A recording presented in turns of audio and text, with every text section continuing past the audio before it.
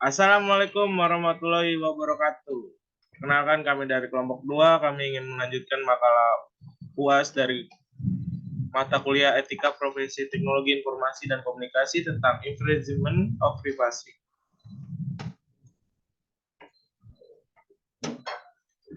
Ya, perkenalkan pertama ada saya dengan bernama Almond Kavin dengan NIM 19200-857.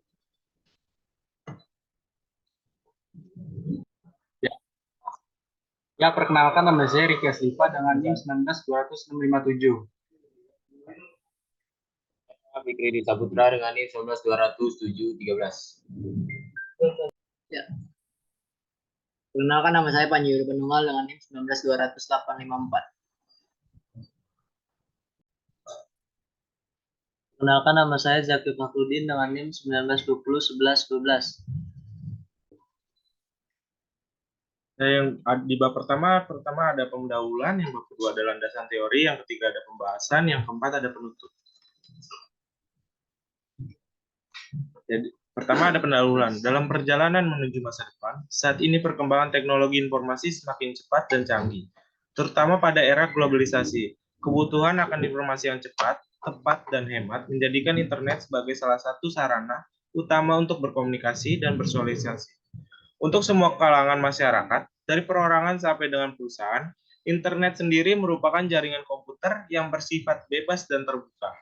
Dengan demikian, diperlukan usaha untuk menjamin keamanan informasi terhadap komputer yang terhubung dengan jaringan internet. Beberapa instansi atau perusahaan melakukan berbagai usaha untuk menjamin keamanan suatu sistem informasi yang mereka miliki.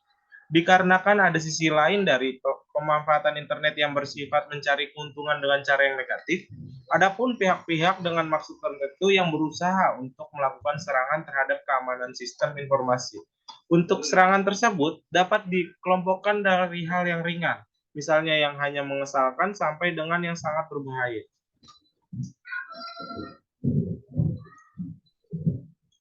Dalam makalah ini membahas tentang cybercrime, pengertian of infringement of privacy, penyebab infringement of privacy, contoh kasus infringement of privacy. Landasan teorinya adalah cybercrime adalah tindakan kriminal yang dilakukan dengan teknologi komputer, khususnya teknologi internet. Cybercrime didefinisikan sebagai perbuatan pelanggar hukum yang memanfaatkan teknologi komputer yang berbasis pada kecanggihan perkembangan teknologi internet. Cybercrime berbentuk kejahatan yang timbul karena pemanfaatan teknologi internet. Beberapa pendapat mengasumsikan cybercrime dengan computer crime di US. Department of Justice memberikan pengertian computer crime sebagai any illegal or requiring knowledge of a computer technology for its preparation, investigation, processing. Pengertian tersebut identik dengan yang diberikan oleh Organization of European Community Development yang mendefinisikan computer crime sebagai any illegal, unethical, or unethical before letting the automatic processing and or the translation of data. Menurut Andin Hanzas dalam 1089 dalam tulisannya, aspek-aspek pidana di bidang komputer mengartikan kejahatan komputer sebagai kejahatan di bidang komputer secara umum dapat diartikan sebagai penggunaan komputer secara ilegal. Latar belakang cyber law erat lekatnya dengan dunia kejahatan. Hal ini juga didukung oleh globalisasi. Zaman terus berubah, manusia mengikuti perubahan zaman itu. Perubahan itu diikuti oleh dampak positif dan dampak negatif. Ada dua unsur terpenting dalam globalisasi. Yang pertama ada dengan globalisasi manusia dipengaruhi. Dan yang kedua ada dengan globalisasi manusia mempengaruhi atau jadi dipengaruhi atau mempengaruhi.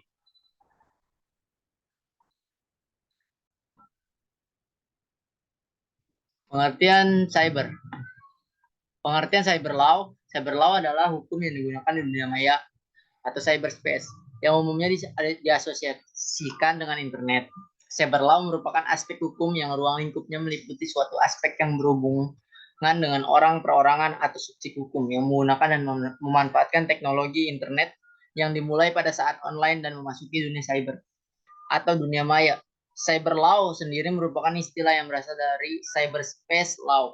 Cyber law akan memainkan peranannya dalam dunia masa depan. Karena nyaris tidak ada lagi segi kehidupan yang tidak tersentuh oleh keajaiban teknologi dewasa ini, di mana kita perlu sebuah perangkat aturan main di dalamnya.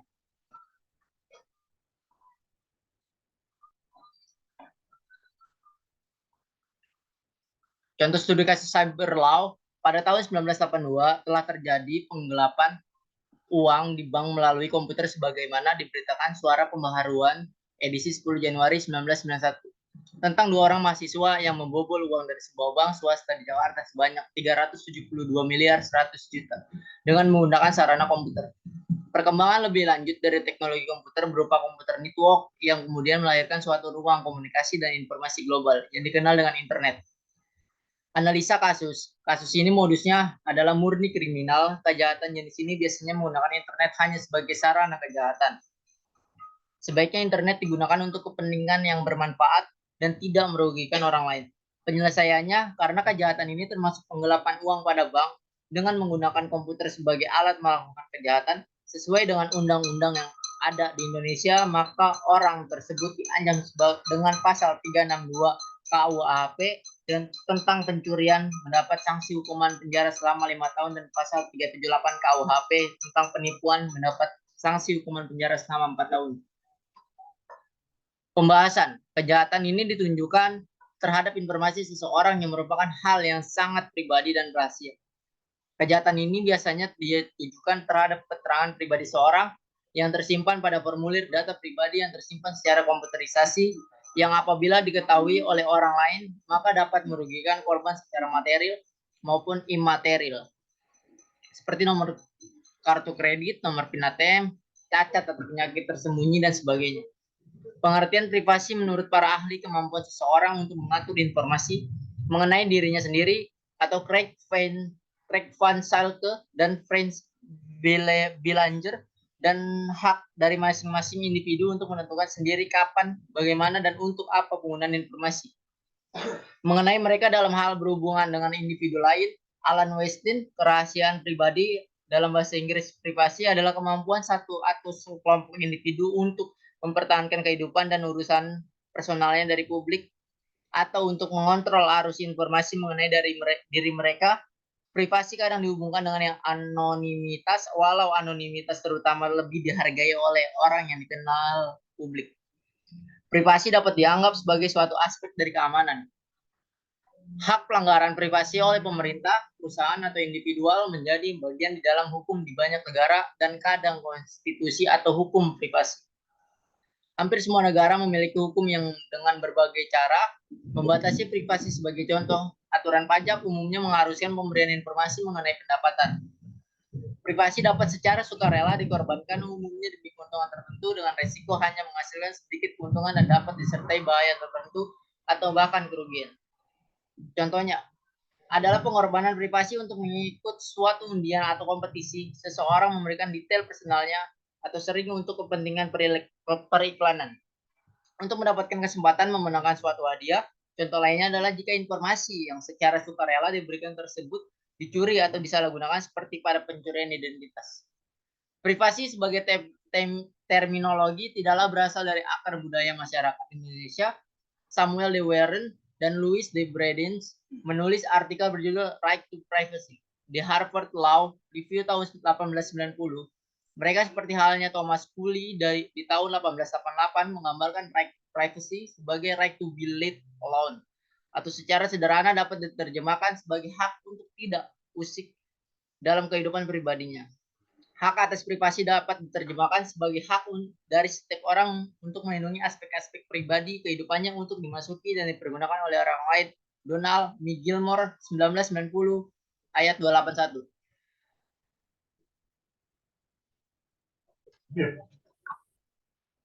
Selanjutnya, sebagai acuan guna mengetahui bentuk-bentuk pelanggaran privasi dapat digunakan catatan dari William Prosser yang pada tahun 1960 memaparkan hasil penelitiannya terhadap 300-an gugatan privasi yang terjadi.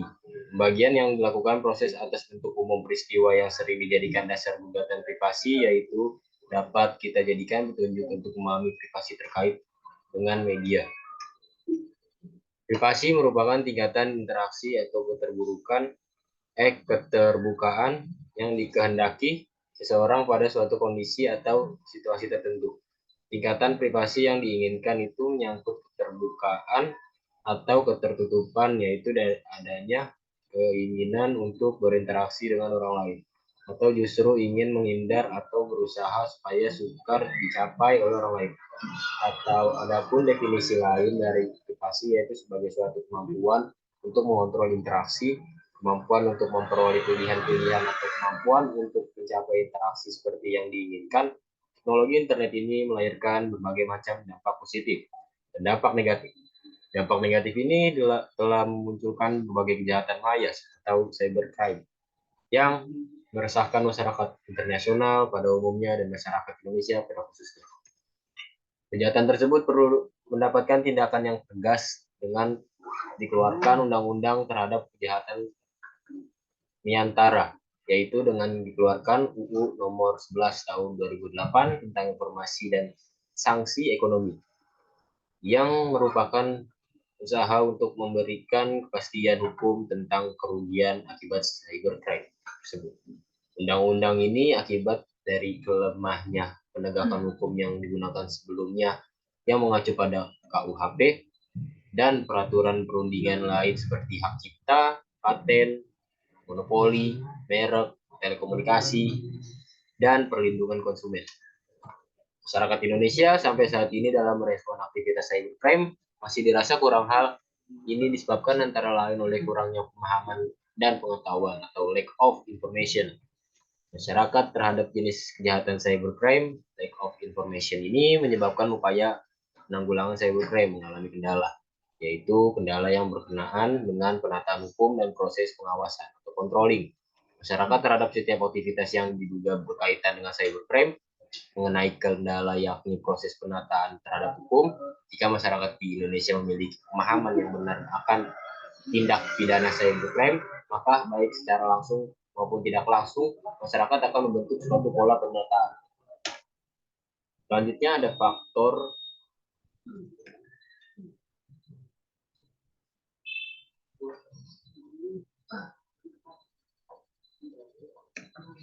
masih sedikitnya aparat penegak hukum yang memahami seluk-beluk teknologi informasi atau internet, sehingga pada saat pelaku tindak pidana ditangkap, aparat penegak hukum mengalami kesulitan untuk menemukan alat bukti yang dapat dipakai menjerat pelaku. Terlebih apabila kejahatan yang dilakukan memiliki sistem pengoperasian yang sangat rumit. Aparat penegak hukum di daerah pun belum siap dalam mengantisipasi maraknya kejahatan ini karena masih banyak institusi kepolisian di daerah baik Polres maupun Polsek belum dilengkapi dengan jaringan internet. Terima kasih. Selanjutnya akan dilanjutkan oleh teman saya. Dan yang selanjutnya, perubahan-perubahan sosial dan perubahan-perubahan hukum tidak selalu berlangsung bersama-sama. Artinya pada keadaan-keadaan tertentu, perkembangan hukum mungkin tertinggal oleh perkembangan unsur-unsur lainnya dari masyarakat. Sampai saat ini pemerintah Indonesia belum memiliki perangkat perundang-undangan yang mengatur tentang cybercrime.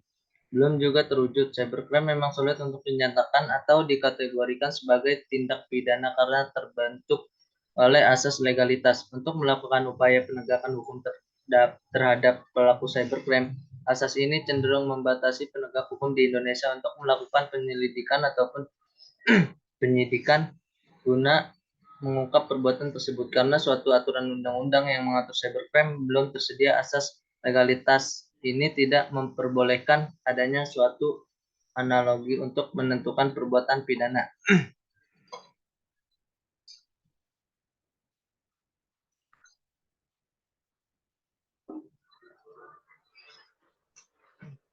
Undang-Undang ITE Informasi dan Transaksi Elektronik Nomor 11 Tahun 2008, Presiden Republik Indonesia menimbang satu, bahwa pembangunan nasional adalah salah satu proses yang berkelanjutan yang harus senantiasa tanggap terhadap berbagai dinamika di masyarakat.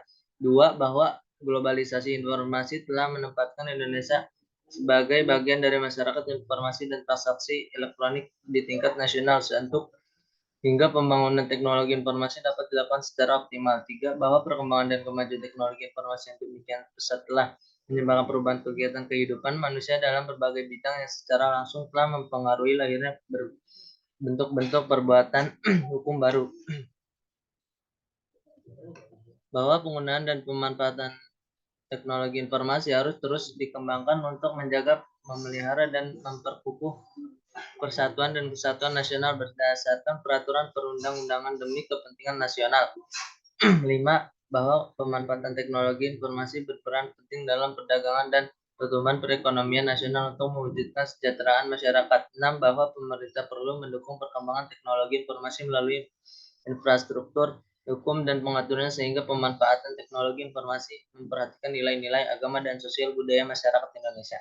7. Bahwa berdasarkan pertimbangan sebagaimana dimaksud dalam huruf A, huruf B, huruf C, huruf D, huruf E, dan huruf F, perlu membentuk undang-undang tentang teknologi informasi dan transaksi elektronik. Setiap orang dengan sengaja dan tanpa hak mendistribusikan dan atau mentransmisikan dan atau membuat dapat diaksesnya informasi elektronik dan atau dokumen elektronik yang memiliki muatan penghinaan dan pencemaran nama baik. Sanksi pelanggaran pasal disebutkan pada pasal 45 ayat 1 adalah setiap orang yang memenuhi unsur sebagaimana dimaksud dalam pasal 27 ayat 1, ayat 2, ayat 3, atau ayat 4 dipidana dengan pidana penjara paling lama 6 tahun dan denda paling banyak 1 miliar rupiah. Apa mungkin pesan implisit dari pasal 27 ayat 3 Undang-Undang ITE ini adalah orang miskin dilarang menghina dan mengkritik di internet? Baiklah, saya masih miskin saat ini. Saya tidak punya uang 1 miliar untuk menebus harga diri seseorang. Sesuatu yang merasa dicemarkan dalam tulisan-tulisan saya juga tidak cukup punya waktu untuk kehilangan 6 tahun di penjara karena implisit tas saya sudah sangat banyak. Namun apa mau dikata, Undang-Undang ITE telah ditetapkan, bahkan Majelis Hakim Mahkamah Konstitusi menolak pengujian pasal 27 ayat 3 Undang-Undang ITE. Sekali lagi, orang miskin yang tak punya 1 miliar mungkin tinggal menunggu belas kasihan sistem keadilan yang berpihak pada para penguasa uang.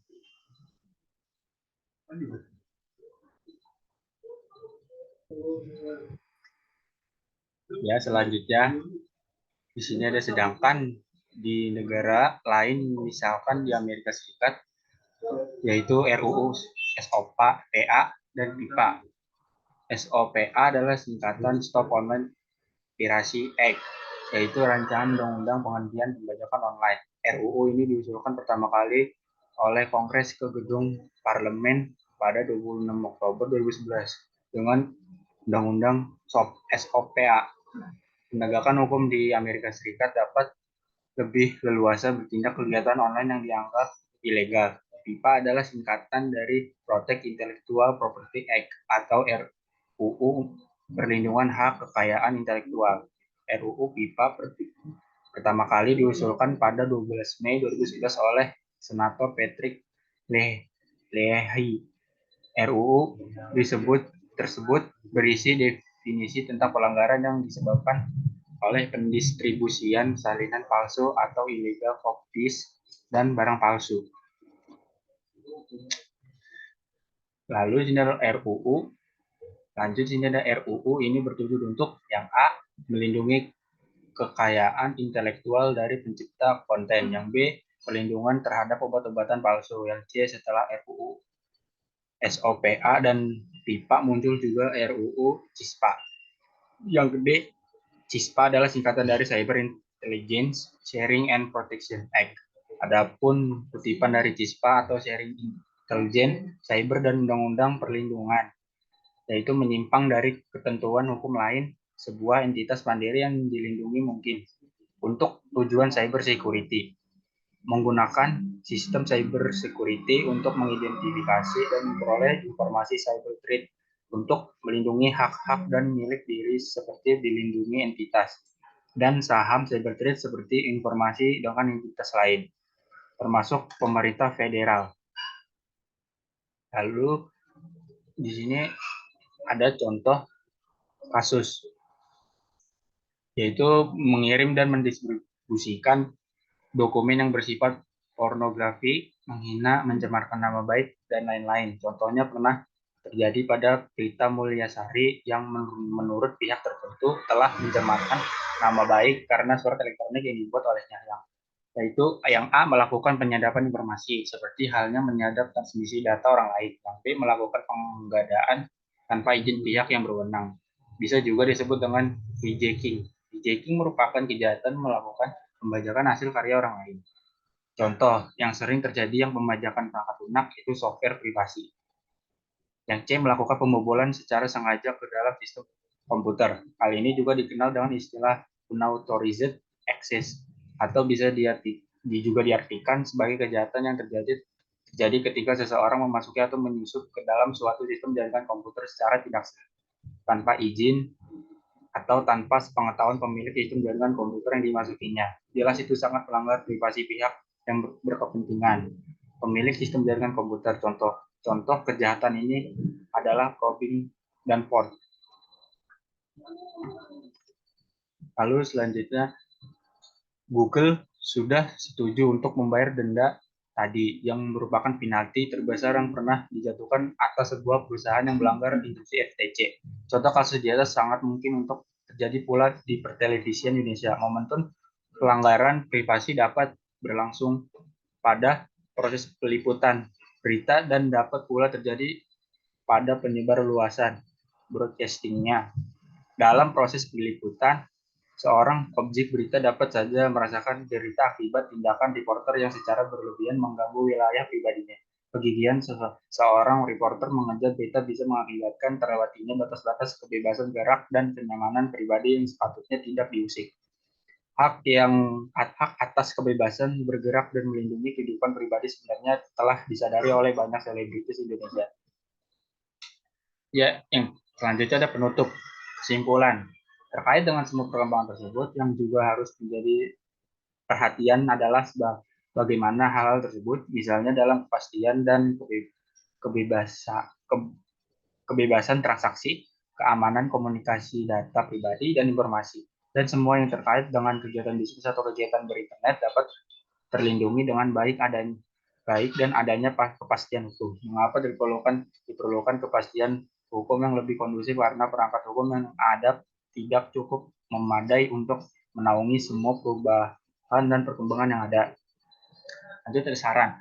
Penulis memberikan saran kepada pengguna internet untuk menggunakan secara positif dan tidak memanfaatkan perkembangan teknologi internet sebagai bahan untuk merugikan orang lain. Karena jika tidak bisa mengontrol diri, merusak diri sendiri. Ya, sekian dari kelompok kami. Kurang lebihnya mohon maaf. Wassalamualaikum warahmatullahi wabarakatuh.